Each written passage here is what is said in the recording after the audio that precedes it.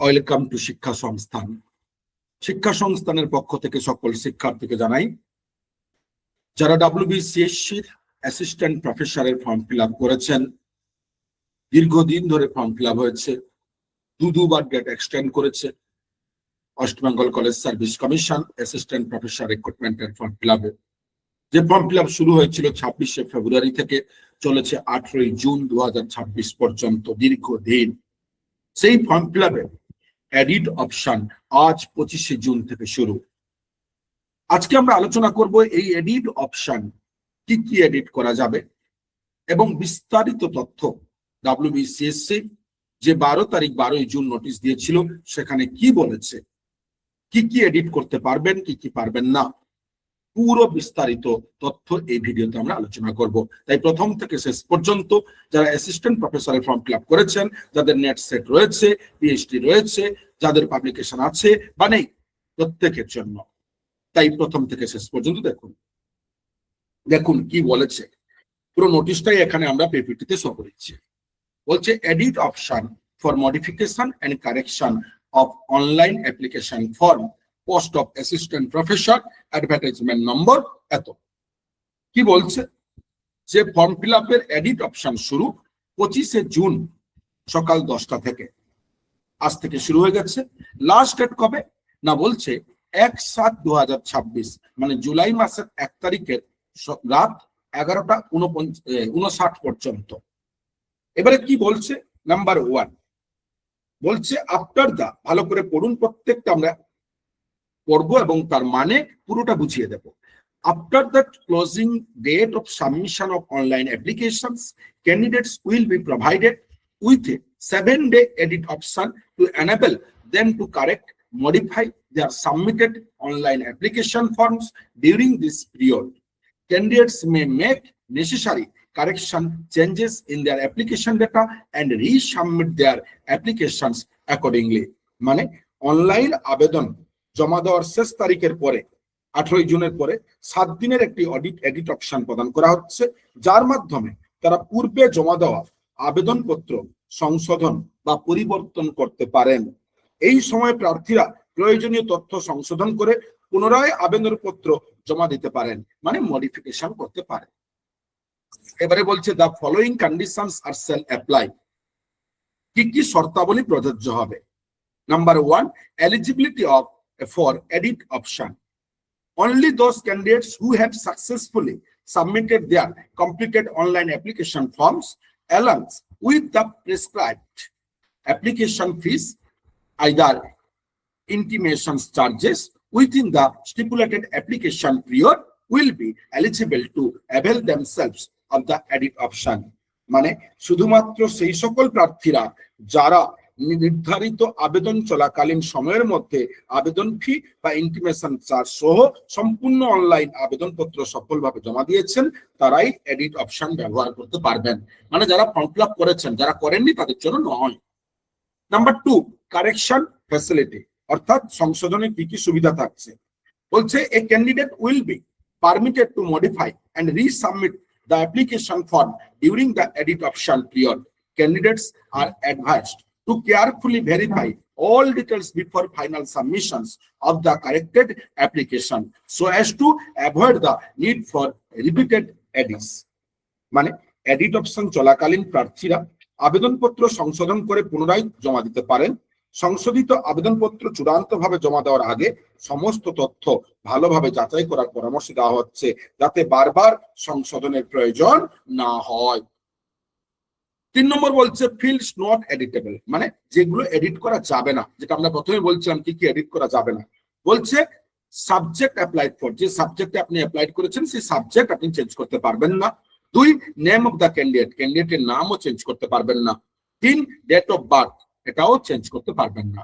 অর্থাৎ সাবজেক্ট, নাম এবং ডেট অফ বার্থ, এই 3টে একমাত্র চেঞ্জ হবে না, আর সব চেঞ্জ হবে। এবারে 4 নম্বর বলছে modification of category and different abled status, অর্থাৎ যে সকল স্টুডেন্টরা চ্যালেঞ্জেস ডিসেবল তাদের জন্য। বলছে কি না, candidates may modify their category and or different abled status during the edit option period. In such cases, payment of the applicable fees if any shall be required as per the following schedule, মানে edit option চলাকালীন প্রার্থীরা তাদের শ্রেণী তথা category এবং প্রতিবন্ধী অবস্থার তথ্য পরিবর্তন করতে পারবেন। সেক্ষেত্রে প্রযোজ্য হলে নিম্নলিখিত হারে ফি প্রদান করতে হবে। মানে ধরুন কেউ আগে ছিল ফর্ম ফিল আপের সময় এসসি, এসটি, ওবিসি, তার বর্তমানে সে সার্টিফিকেটটি ইনভ্যালিড হয়ে গেছে, তাহলে সে কি করবে? জেনারেল হিসাবে অ্যাপ্লাই করবে। তো আগে সে ফর্ম ফিল আপের সময় দিয়েছিল 1250, তাহলে তাকে বর্তমানে আর কি দিতে হবে? এক্সট্রা 1250 টাকা পেমেন্ট করতে হবে এই এডিট অপশনে। আবার কেউ ছিল জেনারেল, বর্তমানে এসসি, এসটি, ওবিসি, তাহলে সে ওবিসি করবে। তাহলে সেক্ষেত্রে কি হবে না, বলছে please note that if A candidate changes their category and a balance payment adjustment is required, the candidate shall be required to provide their bank account details for the purpose of any required if applicable।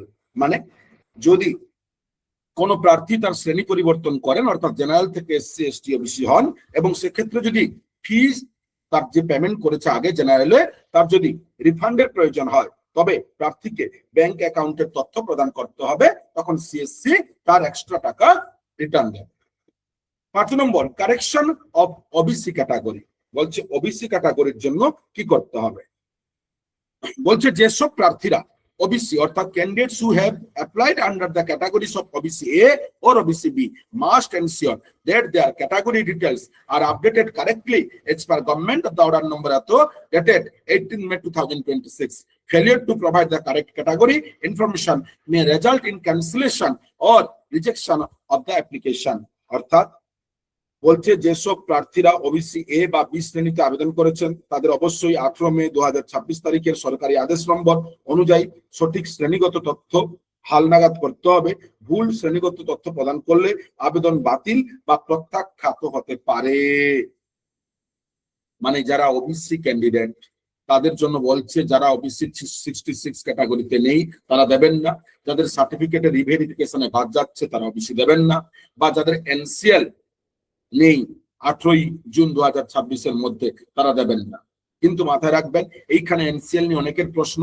99% OBC category NCL নিতে পারেনি, কারণ maximum SDO BDO office NCL দেয়নি তৎকালীন সময়ে।